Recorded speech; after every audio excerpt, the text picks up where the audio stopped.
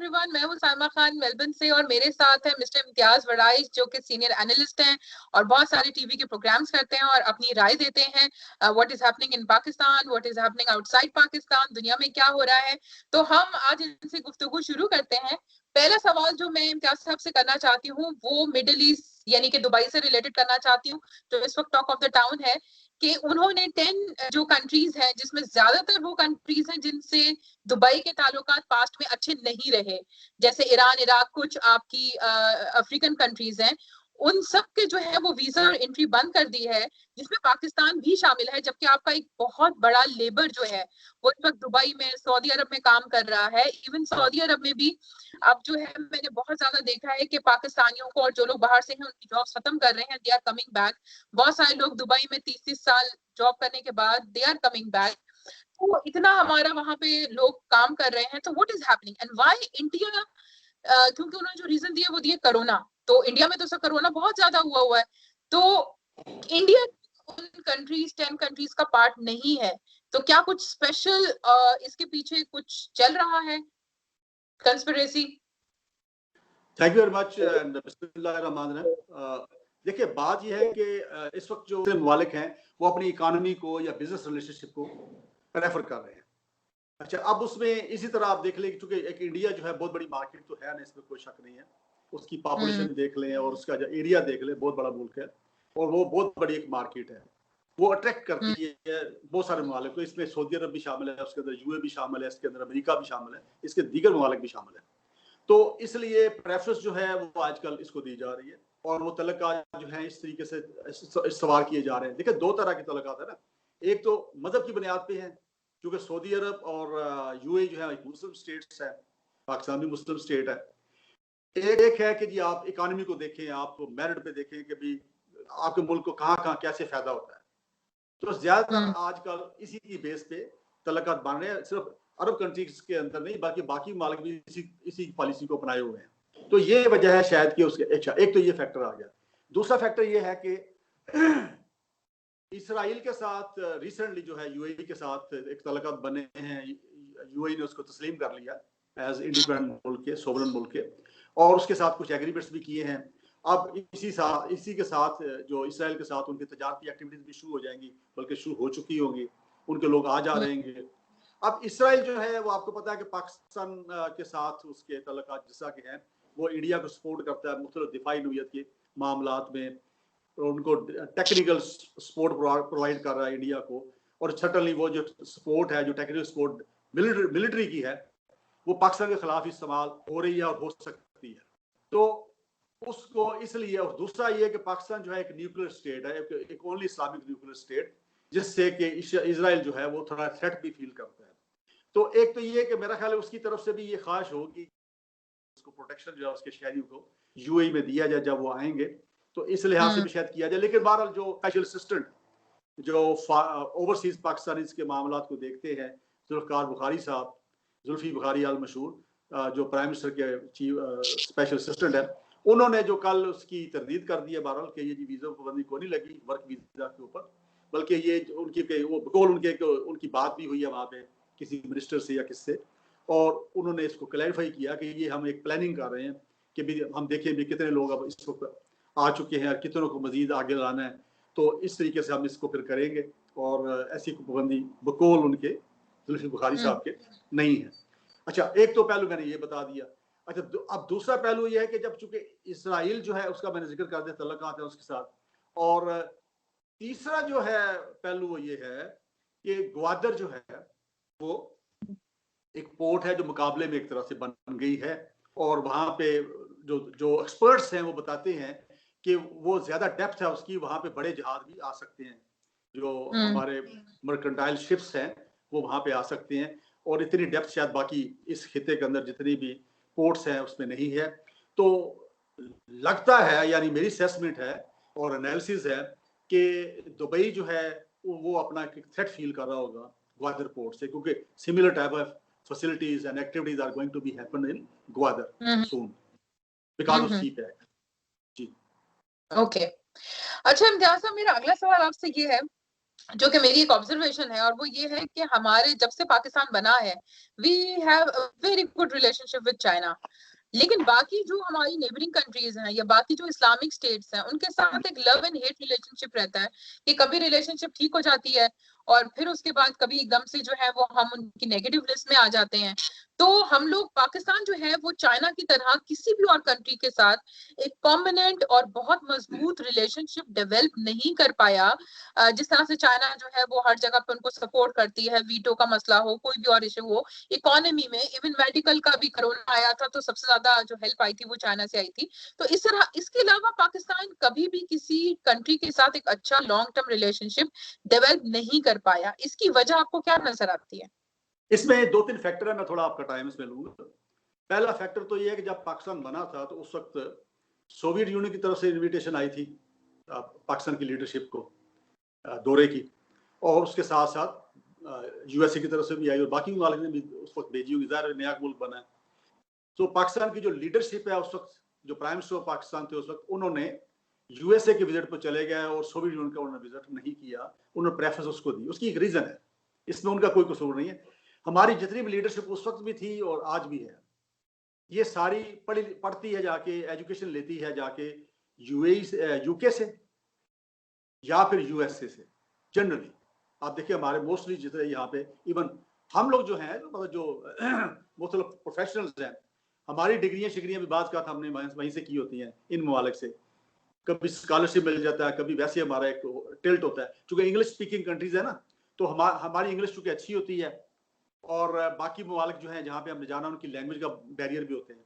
तो एक तो ये है कि जहाँ आपने बचपन गुजारा हो या अपना लड़कपन गुजारा हो, जहाँ से एजुकेशन ली हो, वहाँ पे आपके क्लास फेलोज भी होंगे, आपस में राब्ता बाद में फिर रहते ही है, तो एक अटैचमेंट होती है। तो इसलिए प्रेफर एक तो ये किया इस वजह से शायद कि कंफर्टेबल फील किया। नंबर 2, पाकिस्तान की जो गवर्नमेंट जितनी भी रही है, वो एक खास जो वेस्टर्न पावर्स हैं उनके, और जब उनके इन्फ्लुएंस में रहेंगी, उनकी तरफ से उनको, यानी आप कह लें कि सपोर्ट भी मिलेगी, फाइनेंशियल सपोर्ट भी मिलती रही है और टेक्निकल सपोर्ट भी मिलती रही है, ट्रेड के अंदर भी मिलती रही है, तो यकीनन फिर उनकी बातों पे अमल किया जाएगा, उनके कहने के मुताबिक खारजा पॉलिसी के अंदर रद्द-बदल किया जाएगा। तो इसलिए खारजा पॉलिसी है, इसके बारे में मैं कहूंगा कि ये जो मौजूदा गवर्नमेंट है पीटीआई की, इसने बहुत बड़ी वाइब्रेंट खारजा पॉलिसी और इंडिपेंडेंट खारजा पॉलिसी है। इन्होंने चैलेंज किया है, सुपर पावर्स को भी चैलेंज किया है और अपनी मर्जी के फैसले किए हैं। इन्होंने अपने कुछ ब्रदर ममालिक जो हैं उनको भी, उनकी बात भी नहीं मानी और अपने मफादात को देखा है।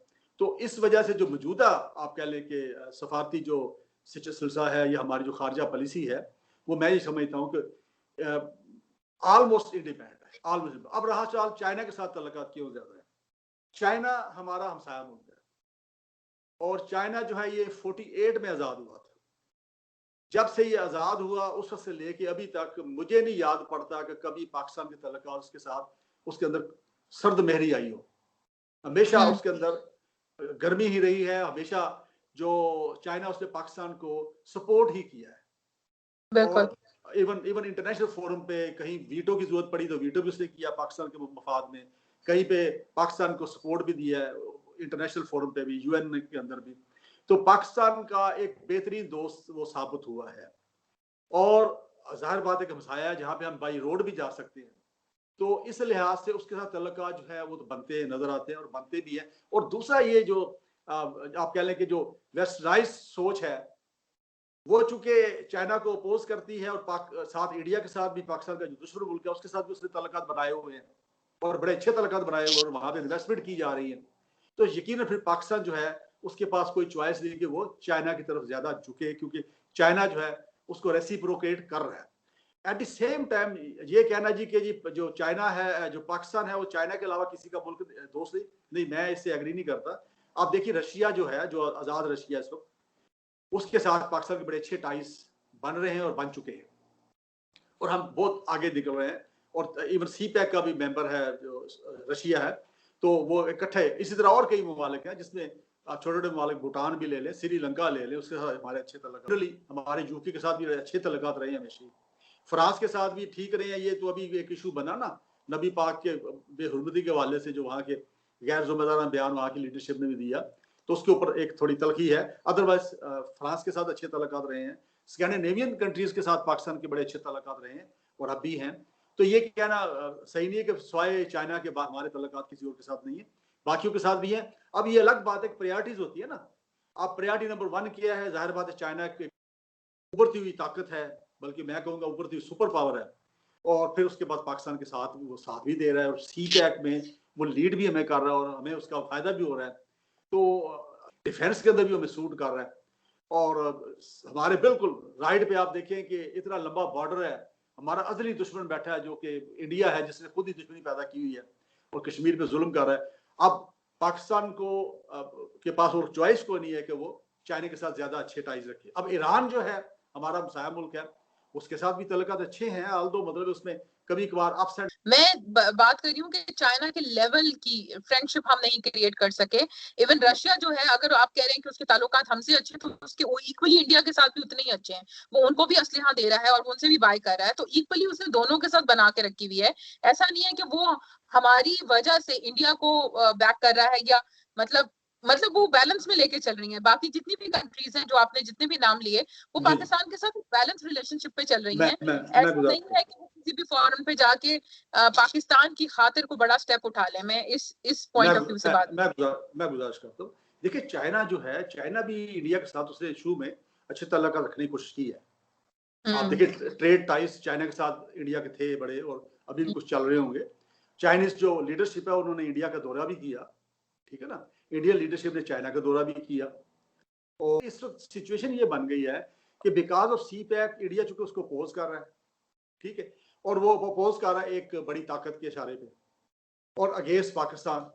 तो इसलिए अब चाइना जो है इस वक्त जरा ज्यादा आप कह ले ज्यादा क्लोज हो गया पाकिस्तान के, और ज्यादा खुल के पाकिस्तान को सपोर्ट पहले भी करता है, लेकिन अब जरा ज्यादा अपने उनके भी इकोनॉमिकल मुफादात है ना, सी पैक को कामयाब करना है। जी ओके इम्तियाज साहब, मेरा अगला सवाल आपसे ये है कि आपने कल एक वीडियो रिकॉर्ड करके जो है वो पोस्ट की अपने अकाउंट से, and that was related to Israel, और आपने ये कहा कि इसराइल को जो है वो डिफरेंट कंट्रीज को एक्सेप्ट करना चाहिए, और उसकी वजह जो है वो ये है कि डेफिनेटली जब तक हम एक्सेप्ट नहीं करेंगे, क्योंकि इशू जो है वो रिलेटेड टू फलस्तीन है, बट नॉट बिकॉज कि वो लोग जो है वो नॉन मुस्लिम कंट्री हैं, क्योंकि बाकी भी तो नॉन मुस्लिम कंट्री हैं, India and other America and all these countries जो कि नॉन मुस्लिम है, लेकिन हमारे उनके साथ रहे हैं, अच्छे या बुरे, मगर हम मेंटेन कर रहे हैं रिलेशनशिप।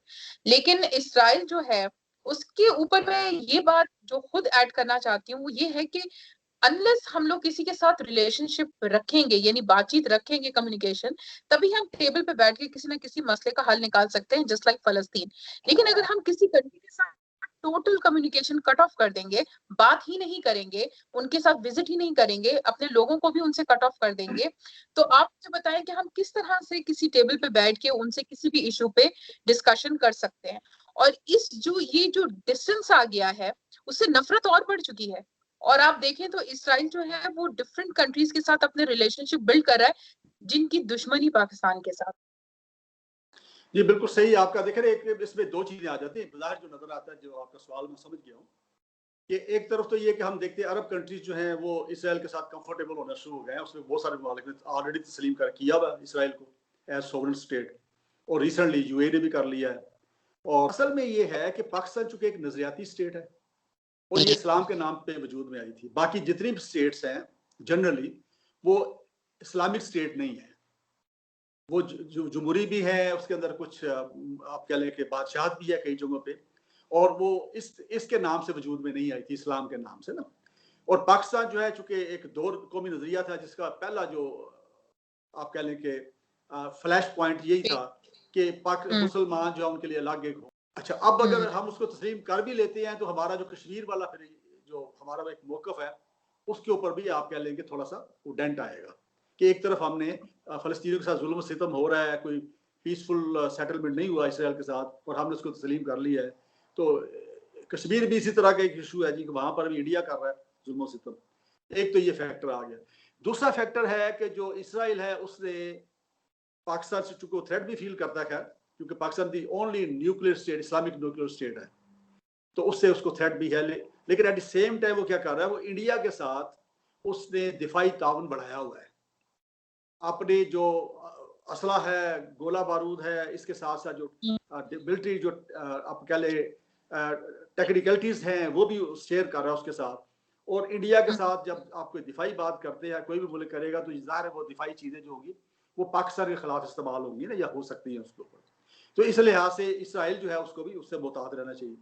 अब मैं ये जो मैंने अपनी वीडियो में भी कहा कि इसराइल अगर कॉन्फिडेंस बिल्डिंग का स्टेप ले और वो फलस्तीनी लीडरशिप जो है उनके साथ वो पीसफुल सेटलमेंट के लिए नेगोशिएशन शुरू करे और उसको ऑनेस्टली एंड फेयरली और रिलीजियसली उसके ऊपर उनको आगे चलाए और वहां पे अमन कायम करने की कोशिश करे और कोई ना कोई उनके साथ एग्रीमेंट करे। इसके अंदर मैंने ये भी कहूंगा कि अगर वो चाहे तो वो बाकी कुछ ममालिक को उसके अंदर डाल सकता है, ठीक है, जो दोनों साइड को मिलके न्यूट्रली मामला को देख के एक पीसफुल सेटलमेंट हो जाता है कि वंस फॉर ऑल वहां पे अमन आ जाए और हमारे जो मुसलमान भाई फलस्तीनी हैं उनके ऊपर जो जुल्म सितम है, उनकी जो गोलाबारी उसके ऊपर की जाती है इसराइल की तरफ से, जो वहां पे औरतों को उठा लिया जाता है, वहां पे बच्चों को शहीद किया जाता है, वो खत्म हो जाए, ठीक है। और इसके साथ साथ क्या करे इसराइल, इसराइल जो इंडिया के साथ जो दिफाई उसने ताउन बढ़ाया हुआ है उसको कर्टेल करे, खत्म करे। अब यही सिचुएशन है कि हमारा दुश्मन क्या है, इंडिया, हम नहीं है, वो हमारा दुश्मन है, ठीक है। और इसराइल जो है उसके साथ अगर तावन करेगा, ठीक है, तजारती करे तावन, इकोनॉमिकल इश्यूज हैं, ट्रेड करे, इससे हमें कोई इतराज नहीं। तो मुझे उम्मीद है अगर इस तरह के वो स्टेप्स ले इसराइल और इसके ऊपर फिर मेरा ख्याल है कि पाकिस्तान की जो गवर्नमेंट होगी वो इसके ऊपर गौर जरूर करेगी, क्योंकि पाकिस्तान को बीइंग एक नॉन मुस्लिम स्टेट के इसराइल के साथ कोई प्रॉब्लम नहीं है, क्योंकि हमारे तलका जैसे आपने जिक्र किया, चाइना में कोई इस्लामिक स्टेट तो नहीं है ना, रशिया इस्लामिक स्टेट तो नहीं है ना, यूके इस्लामिक स्टेट तो नहीं है, यूएस इस्लामिक स्टेट तो नहीं है। हमारे तलका तो उनके साथ कायम है और हमारे जो आप कह लें कि डिप्लोमेटिक टाइज भी हैं, हमने रिकॉग्नाइज भी किया एक दूसरे को और हम एक दूसरे के साथ आते जाते भी हैं, ट्रेड भी चलती है, ये सारा कुछ है। ये सिचुएशन इसराइल के साथ हो सकती है। अच्छा इम्तियाज साहब, मेरा अगला सवाल, क्योंकि इंटरनेशनल इश्यूज के ऊपर तो हमने काफी बात कर ली है, अब हम आते हैं अपने मुल्क के ऊपर और हम बात करते हैं, और खास तौर पे हमारे मुल्क में जो टॉक ऑफ द टाउन है वो हमारी जो प्रिंसेस है मरियम नवाज वो हैं। तो उनकी जो हिस्ट्री है वो इतनी बेकार रही, ये भी सबको पता है कि वो झूठ बोलती आई हैं। उन्होंने उनके मतलब हमारे पास सबूत भी है कि शी वॉज इन्वॉल्व इन जितने भी पैसे के गपड़े हुए, फ्रॉड हुए, उन सब चीजों में अपने वालिद के साथ मिली हुई थी। उसके बावजूद वो अभी तक बाहर खुली घूम रही हैं, बाहर खुली घूम रही हैं, उनको ना पकड़ा गया है ना उनको देखा गया है, और वो जो दिल चाह रहा बाहर बैठ के बोले भी जा रही हैं की भी। मतलब मैं मानती हूँ कि उन लोगों की क्रेडिबिलिटी पहले जैसी नहीं रही है, they have lost their credibility अपनी इन्हीं गलतियों की वजह से, लेकिन उसके बावजूद भी वो अभी तक बाहर क्यों है, और आपको नून लीग का फ्यूचर क्या नजर आ रहा है? देखिए, इसमें दो पहलू से मैं डिस्कस करूंगा। पहली चीज तो ये है कि वो जो चूंकि बाहर फिर रही है, इसका मतलब ये है कि गवर्नमेंट जो है कोई इंतकामी कार्रवाई उनके खिलाफ नहीं कर रही। अगर कर रही होती तो किसी न किसी बहाने से उसको अरेस्ट करवा देते, ठीक है ना। और ये भी चीज साबित होगी कि नेब जो है इंडिपेंडेंटली काम करी, जहां उसको जरूरत होती है किसी को अरेस्ट करती, जहां नहीं होती नहीं करती। पहली चीज।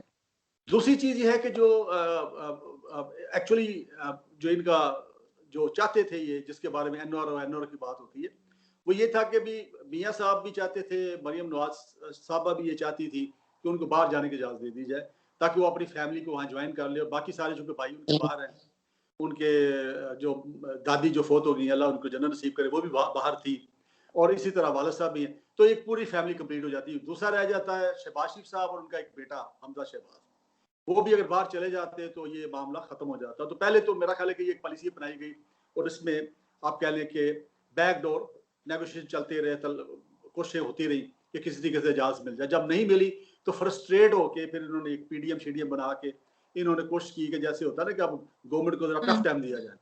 अच्छा, अब इत्तेफाक ऐसा हुआ कि जो टफ टाइम इसलिए दे पाया कि एक तो पीडीएम के अंदर खुद इख्तलाफ है, और दूसरा जो नवाज शरीफ साहब का जो बयानिया था जो उन्होंने फौज के खिलाफ और मुल्क के खिलाफ जो दिया, और तकारीर के अंदर, गुजरांवाला की तकरीर के अंदर और मुख्तलिफ जगह पे, तो उससे जो उनके अंदर जो अब जो जहाँ सेंस प्रिवेल करती है, ऐसी लीडरशिप जो है having wisdom, political and national wisdom, वो मेरा ख्याल के साथ अब नहीं है। इसके अंदर कई बार इख्तलाफात का पता लगता है कि मौलाना फजल रहमान जो है उनको कोई एतराज़ात है, वो तनकीद करते हैं इनके ऊपर, पीएमएलएन के ऊपर। फिर पाकिस्तान पीपल्स पार्टी जो है उनकी चूंकि एक सूबे के अंदर गवर्नमेंट है, सूबा सेकंड बड़ा सूबा है आबादी के लिहाज से सिंध, वो नहीं चाहती कि उनकी गवर्नमेंट वहां से खत्म हो, तो वो इस तरीके से चलना चाह रही है कि ताकि टाइम जो है पूरा 5 साल का उनको मिल जाए वहाँ पे, ताकि वो कुछ कर सके और आने इलेक्शन के लिए वो कुछ ना कुछ वहाँ पे अवाम के साथ जा सके।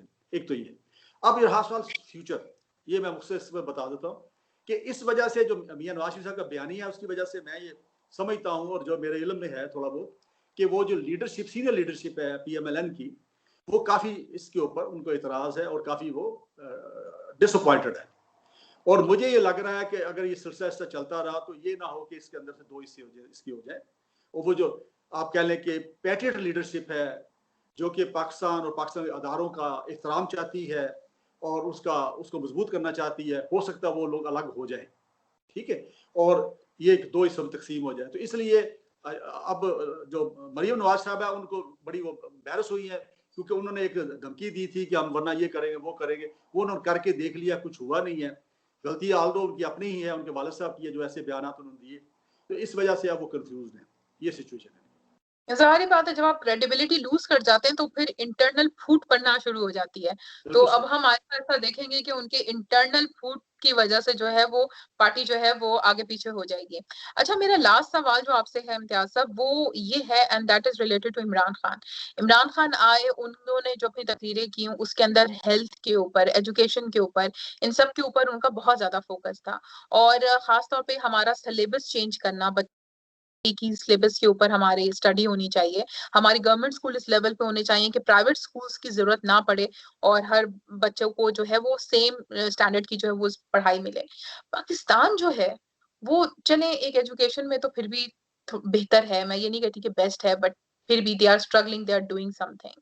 हम बाकी भी चीजों पे देखते हैं कि मेहनत हो रही है, लेकिन जहां पे रिसर्च आ जाती है, अब जैसे कि कोरोना का प्रॉब्लम है, ठीक है, ठीक है, हम प्रिकॉशंस ले रहे हैं, लेकिन हम हमेशा से ही फॉलोअर रहे हैं। कोई हमारा रिसर्च सेंटर नहीं है कि जहां पे हम कुछ अपने लोगों के लिए रिसर्च करके निकाल सकें। हमेशा यही हुआ है कि हम लोग वेस्टर्न कंट्री की तरफ देखते हैं कि वो रिसर्च करेगी, कुछ निकालेगी, और फिर पाकिस्तान अपनी एक बड़ी अमाउंट उन दवाइयों में इन्वेस्ट करेगा, उसको खरीदेगा और अपने लोगों को इस्तेमाल करेगा। हालांकि ये हम जानते हैं कि पाकिस्तान की पॉपुलेशन बहुत बड़ी है, और इतनी बड़ी पॉपुलेशन के साथ हम लोग क्या अफोर्ड कर सकते हैं कि हमारे पास अपना कुछ भी ना हो और हम हर चीज के लिए बाहर वेस्टर्न कंट्रीज और दूसरी कंट्रीज पे डिपेंड करें, चाहे वो एक गंदम इंपोर्ट करनी हो, चाहे वो दालें इंपोर्ट करनी हो, चाहे वो दवाइयां इंपोर्ट करनी हो। तो इतनी बड़ी पॉपुलेशन के साथ can we really afford this? देखिए देखिए, अनफॉर्चुनेटली ऐसा हुआ है कि पाकिस्तान के अंदर जो हमारे अदारे हैं वो मजबूत नहीं हुए, उनको पोलिटिसाइज किया जाता रहा। और मैं तो कहूँगा अभी भी थोड़े बहुत जो अपॉइंटमेंट्स हो रही होती हैं, हमें पता चल जाता है पहले कि कौन किस अदारे का सरबराह बन रहा है और वो बन जाता है। तो ये एक अनफॉर्चुनेट है। और इसमें देखिए, मेन चीज अगर मेरिट पे आप बंदे लाएंगे ना ऊपर, लीडरशिप मेरिट पे आएगी, रेलेवेंट। आप पाकिस्तान क्रिकेट बोर्ड को ले लेना। अब इस वक्त जो मानी साहब हैं वो क्रिकेट के हैं, पहली बार ऐसे बने हैं जो चेयरमैन उसके बने हैं, जो कि क्रिकेट से बिलोंग करते हैं। अदरवाइज आपने देखा कि पहले नजम सेठी साहब को बना दिया, जो सहाबी थे, वो उनको क्रिकेट का क्या पता, उसकी टेक्निकलिटीज का क्या पता, उनको बनाए रखा। उससे पहले एक और साहब थे जो ज़राई तरक्याती बैंक के प्रेसिडेंट थे, उनको बना दिया इसका। अब एक बैंकर को आपने बना दिया, उनका सियासी बैकग्राउंड भी था। तो इत्तेफाक से ऐसा हुआ है, बल्कि इत्तेफाक न के बल्कि अनफॉर्चुनेटली ऐसा हुआ है कि हमारी इंस्टीट्यूशन बिल्ड नहीं हुई। ये जितने काम होते हैं ना, जो आप कह रहे हैं कि रिसर्च की जाए, इसमें साइंसी तहकीकात की जाए, इसमें चीज़ों को डेवलप किया जाए, उनको इन्वेंट किया जाए, ये होता है जब पीस ऑफ माइंड हो और ऊपर जो लीडरशिप हो वो उस फील्ड की हो, ठीक है। अच्छा, वो जब तक नहीं होगा उस वक्त तक ये मामला इसी तरह चलेंगे। अब रहा सवाल ये कि जी उम्मीदें बहुत सारी पीटीआई गवर्नमेंट ने लगाई, और इत्तेफाक ऐसा है कि डोमेस्टिक तक वो कोई खास नजर नहीं आई। इसके ऊपर काम करने की जरूरत है, स्पेशली महंगाई जो है उसकी वजह से अवाम बड़े परेशान है। हेल्थ कार्ड की फैसिलिटी शुरू की है इन्होंने, और वो अच्छी स्कीम है बार, लेकिन अभी तक उसके जो अभी रिजल्ट जो है आएंगे, पता चलेगा कहाँ तक पहुंचा है, किस हद तक पहुंचा है। दवाइयों की रेट्स जो है बहुत बढ़ गए हैं, करने की जरूरत थी, उसके ऊपर कंट्रोल करने की जरूरत थी। अब इमरान खान साहब जो खुद जो है अकेले जो है, जाहिर बात है हर चीज को तो वो नहीं देख सकते ना।